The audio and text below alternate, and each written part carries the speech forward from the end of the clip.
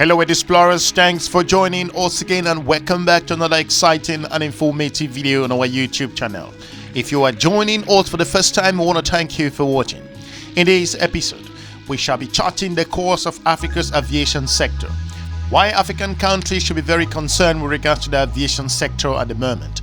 Looking at competition coming from Western airlines that are beginning to eat into Africa's market. As Africans transform over the years, a growing middle class, increasing continental integration and huge economic potential all provide reasons to be optimistic about the future of Africa's aviation sector. Yet, many governments still see the industry as a cash cow or point of national pride. If you consider this, while Africa accounts for 20% of the world's landmass and is home to nearly 17% of the population, its aviation industry represents only 3% of the global market.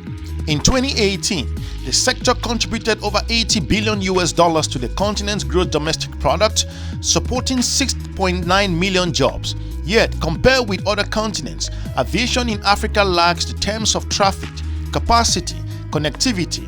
Globally, the industry is entering what is expected to be its 11th consecutive year of growth. African airlines, however, together registered losses of over $200 million looking at figures of 2019. Given the current economic, demographic and geographical trends, Africa stands as the last frontier of commercial aviation, and the market trend is showing that there is a set to expand over the next several years. A combination of political economic decisions, changes to policy and regulatory framework, and global sectors and factors will shape this particular growth trajectory. If you consider the growth drivers, the African continent's aviation industry has gained substantial momentum in the late, even despite the financial losses after the overall failures of the 1990s Yamoussoukro decision, when 44 African countries agreed to remove regulatory barriers. The single African air transport market known as SAATM was launched in 2018, bringing a new commitment to liberalization of the sector, a flagship project of the African Union. As a first step, we launched the single African air transport market January 2018 as the first project of Agenda 2063 to be launched. Until a few years ago, almost every time you wanted to fly from one side of Africa to the other, you would have to go via Europe. If air transport were to be liberalized amongst them, an additional 155,000 new jobs will be created, 1.3 billion will be added to the GDPs of the 12 countries, and it would make travel much more easier, cost-effective, and make it competitive. SAM, as it's abbreviated, aim to create a single unified air transport market on the continent. So far, 28 countries have committed to the agreement, representing more than just 80% of Africa's aviation market. 10 of those have already implemented all of the concrete measures envisaged by the SAM. Looking forward, however, despite these important players, including countries like Uganda and Tanzania, as well as some Nigerian airline operators, have been resisting liberalization, claiming that increased competition on what they consider as an even playing field will benefit consolidated airlines to the detriment of those different carriers. Experience suggests that while the liberalization of air market does not come without collateral damage, it has an overall positive impact for the industry. The economy generally encompasses in particular factors specific to African could accelerate positive effect to implementation of African Continental Free Trade Agreement, the AFCFTA, the ongoing adoption by several countries of less restrictive visa policies, the possibility also creation of an African Union passport aimed at facilitating the free movement of people across the different continental borders, the Africa's fast-growing tourism market. As of 2018, the African tourism industry grew by 5.6%, the second fastest rate in the world. For comparisons, if you look at the global average, growth rate was just over 3.9%. If you are new to this channel, we will encourage you to subscribe and share our videos with your different network. If we look at the facts and figures considering the African aviation market data, with over 92 million passengers in 2018-2019 year, African accounted for just 2.1% of global passengers traffic according to IATA in 2019 figures. International tourism arrivals into Africa increased by just 7% in 2018, totaling over 67 million people. The continent is home to about 731 airports, 320 of which international, and just over 419 airlines. Africans can afford around 1.1 air tickets per year, on average significantly fewer than in Latin America, which is just over 5.4%, and North America at 33%. If you look at those different figures, passenger distribution in African airlines just over 51.5%, intercontinental and also 27%, intra-African at just over 22%, domestic, so to look at different areas. 10 airlines that including global carriers that operates to and from 7 African cities account for 80% of Africa's aviation market. Out of the Africa's 10 most lucrative air routes, only 2 are operated by the African airline. South African Airlines in Johannesburg, Cape Town, and also the TAAG in Rwanda, Lisbon. The most profitable route, which amounts to just over $837 million, is Johannesburg, Dubai, operated by Emirates. Africa's busiest airport by passenger flow are Johannesburg, Cairo, Cape Town, Addis Ababa, Casablanca, Algiers, Nairobi, Lagos, Tunis, and Durban. Ethiopian travel and tourism market grew just 48% looking at 2019, the largest increase of any country in the world that particular year, based on World Trade and Tourism Council's figures. Ethiopia recently became the biggest transfer hub for long-haul travel to Africa, overtaking Dubai. Ethiopian Airlines flies to 58 destinations in Africa. By 2035, the new Bugesera International Airport in Rwanda is expected to serve more than 14 million passengers annually. Benin, Burkina Faso, Cape Verde, Ghana, Mozambique, Niger, the Republic of the Congo, Rwanda, Gambia, Togo have already implemented the SAATM's 8 concrete measures. This is very important if you consider the headwinds that the continent of Africa is considering transforming its aviation sector. However, the prospect for an open skies and thriving aviation industry remains both distant and fragile. Many African countries' aviation sector are characterized by protectionism policies, infrastructural gaps, financing constraints, and regulatory restrictions. Several governments consider the protection of national airlines a political priority, while other states see aviation more as a source tax revenue than an engine of economic growth.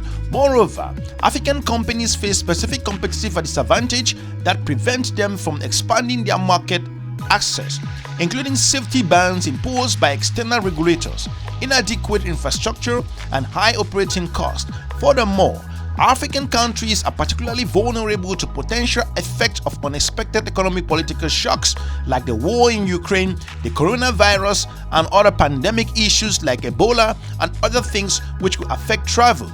According to figures of African development banks, as of 2019, fuel, which accounts for 20% to 40% of airlines' operating costs, the airline fees in Africa are just 20% more expensive than those in Europe, while maintenance and commercial costs are twice as high on average. Indirect operating costs such as leasing charges are often higher to reflecting perceived security risk. If you look at different facts and figures, despite the sector's potentials, there is significant uncertainty surrounding the demand for air travel in Africa, which may scare off potential investors. According to data from the International Air Transport Association, the IATA, African airlines have an average load factor percentage of seat filled of just 71%, well below the global figures of 81.2%.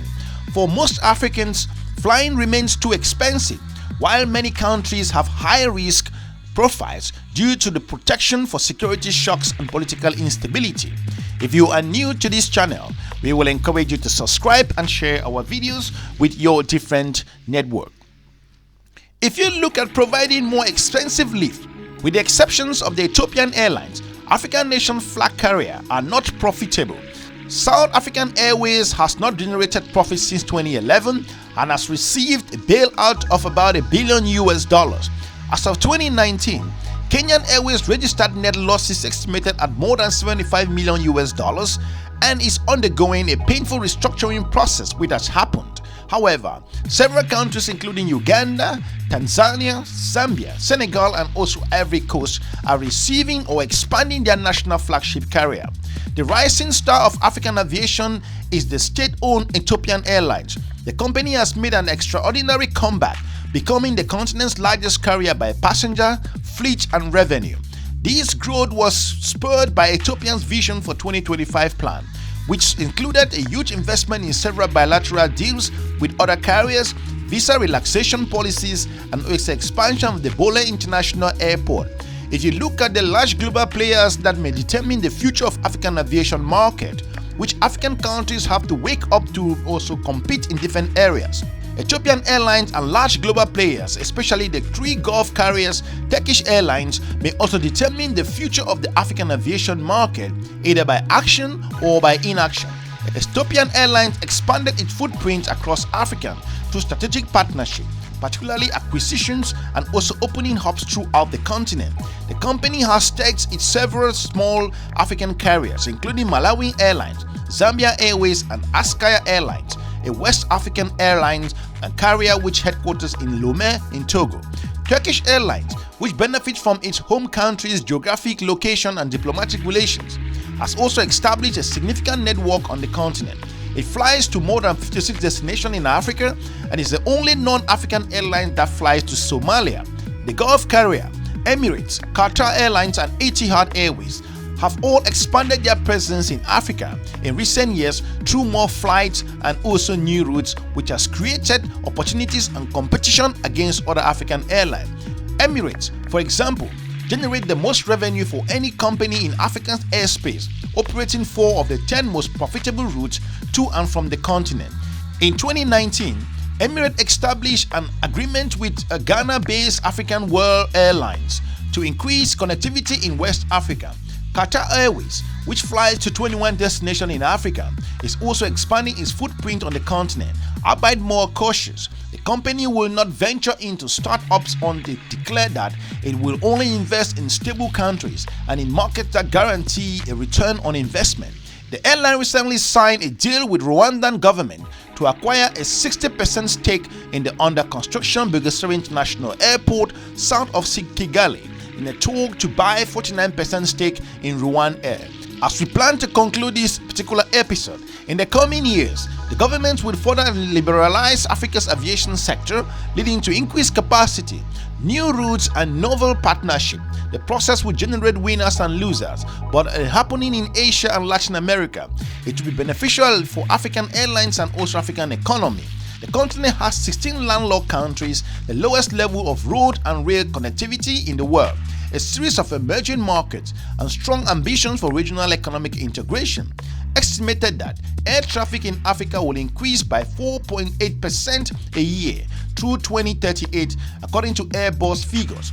However, this may sound too optimistic, but in the long term, the sector will likely expand quickly on the back of economic growth, tourism, trade, and slow but steady rise of the middle class.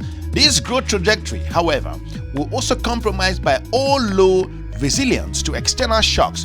Even under the best case scenario, the coronavirus is expected negatively to affect the sector in short to medium term, as Chinese routes, vital for the company's operations across the continent of Africa, are suspended and tourism flow are unexpectedly going to decline.